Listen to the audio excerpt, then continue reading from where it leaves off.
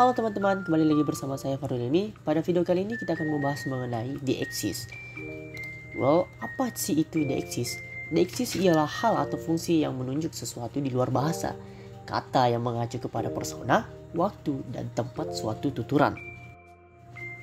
Pengertian deiksis menurut para ahli. Deiksis merupakan salah satu kajian pragmatik yang berdiri sendiri, sama halnya dengan kajian linguistik lainnya seperti semantik, sintaksis, fonologi, dan morfologi. Ya, walaupun begitu, deiksis sendiri ini dimasukkan ke dalam golongan pragmatik. Sebuah kata dikatakan bersifat deiksis apabila referen atau rujukannya berpindah-pindah atau berganti-ganti tergantung kepada siapa yang menjadi pembicara dan saat kapan tuturan itu diucapkan, menurut Purwo 1984. Dengan kata lain, deiksis adalah kata atau satuan unit linguistik yang rujukan atau maknanya tergantung kepada konteks, baik itu sosial ataupun linguistik. Berarti deiksis dibatasi sebagai unit linguistik bunyi atau kata, frase, klausa dengan rujukan atau maknanya ditentukan oleh konteks, baik dalam konteks linguistik maupun dalam konteks sosial. Deiksis merupakan gejala semantis yang terdapat pada kata atau konstruksi kalimat yang maknanya hanya dapat ditafsirkan acuannya dengan mempertimbangkan situasi pembicara. Deiksis adalah gejala semantik yang terdapat pada kata atau konstruksi yang hanya dapat ditafsirkan acuannya dengan mempertimbangkan konteks pembicaraan, menurut Hasan Alwi dan kawan-kawan 1988. Seperti kata saya, sini, sekarang. Misalnya, tidak memiliki acuan yang tetap, melainkan bervariasi tergantung pada berbagai hal. Kita lanjut pada kategori deiksis. Deiksis dapat dibagi menjadi 5 kategori, yaitu deiksis orang, persona, waktu, time, tempat, place, wacana, discourse, dan social, menurut Davidson 1983. Kita masuk ke deiksis persona. Deiksis persona merujuk atau menunjuk orang, atau dengan kata lain, deiksis personal ialah kata atau kelompok kata yang merujuk pada pronomina sebagai peran atau peserta dalam peristiwa berbahasa. Ada 3 kategori peran yang biasa terlibat dalam peristiwa bahasa, yaitu kategori persona pertama, yang kedua kategori persona kedua, dan yang ketiga kategori persona ketiga. Kategori persona pertama atau erste person deiksis, kategorisasi rujukan pembicara kepada diri sendiri seperti saya, kami, dan kita.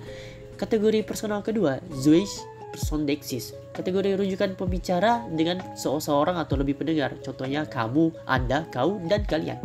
Dan yang ketiga, kategori persona ketiga.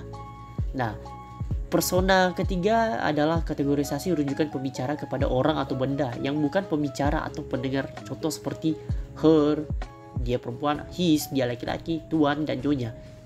Contohnya lagi seperti bolehkah saya datang. Contoh gabungan ketiganya ya, seperti bolehkah saya datang ke rumahmu. Nah, itu dia. Deiksis waktu atau local deiksis. Deiksis waktu adalah pemberian bentuk terhadap titik atau jarak waktu dipandang dari waktu suatu ungkapan dalam peristiwa bahasa terjadi. Deiksis waktu itu tuturan-tuturan mengacu pada si pembicara, apakah pada saat dia berbicara, sebelum atau sesudah tuturan tersebut. Contoh kata seperti kemarin, hari ini, dan besok. Contoh kalimatnya, bukankah besok hari libur? Kata besok ini memiliki rujukan yang jelas hanya apabila diketahui kapan kalimat itu diucapkan. Kalau misalnya besok hari libur dan ternyata besok itu adalah hari ini, ya so that's not sync. Deiksis tempat, temporaler deiksis. Deiksis tempat itu bisa juga disebut dengan deiksis ruang, adalah pemberian bentuk kepada lokasi ruang dari lokasi pembicara dalam peristiwa bahasa. Cahyono 1995 mengatakan bahwa deiksis tempat adalah pemberian bentuk pada lokasi menurut peserta dalam peristiwa bahasa. Contohnya di situ, di sini, di sana, dan di depan. Contoh kalimatnya, duduklah di sini. Kata di sini memiliki acuan yang jelas hanya apabila diketahui di mana kalimat itu diujarkan. Deiksis wacana atau teks deiksis. Deiksis wacana berkaitan dengan kata-kata atau frase yang berfungsi untuk mengungkapkan bagian-bagian kalimat dalam wacana atau ujaran, menurut Nababat 1987. Deiksis wacana berkaitan dengan penggunaan ungkapan dalam suatu ujaran untuk mengacu pada bagian dari ujaran yang mengandung ungkapan itu, termasuk ungkapan itu sendiri.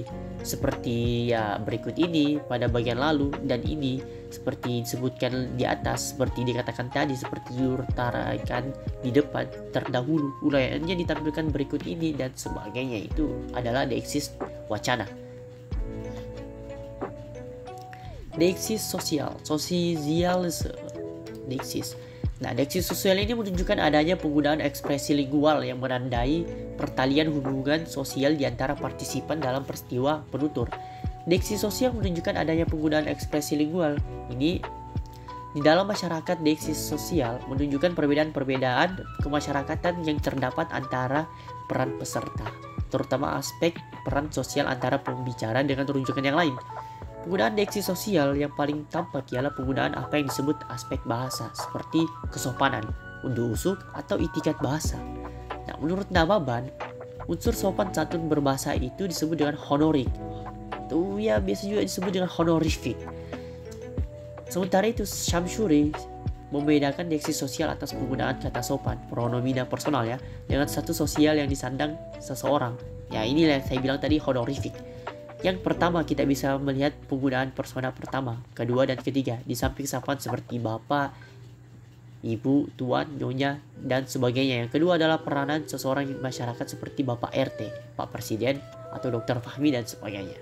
Itu dia sekian dari penjelasan deiksis dan berbagai macam deiksis lainnya. Ya, mungkin kalau kalian ada yang ingin tanyakan, silahkan komentar di kolom komentar. Jadi sekian saja. Mari kita berjumpa di video lainnya. Untuk video kali ini ya sekian aja dulu. Goodbye.